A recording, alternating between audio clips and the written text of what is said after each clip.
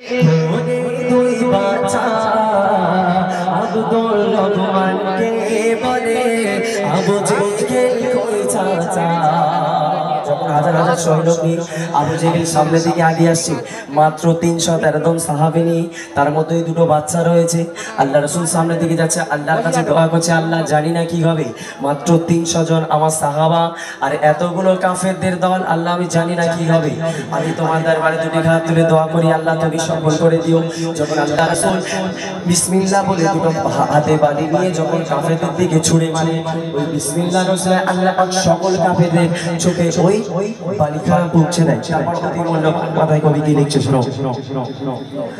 আবু জেহেলের খোঁজে বজর বাজে, তোরে দুই বাচ্চা আব্দুল রহমানকে বলে আবু জেহেল কই চাচা।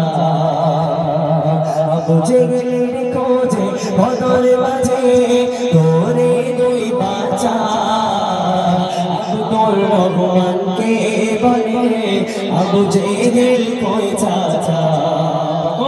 আব্দুল রহমান ইশারাতে বলে, আব্দুল রহমান ইশারাতে কয়, ওই আসিছে ঘোড়াতে বসা 313 সাহাবা, ময়দানে কুফার ভরা 313 সাহাবা, ময়দানে কুফার ভরা।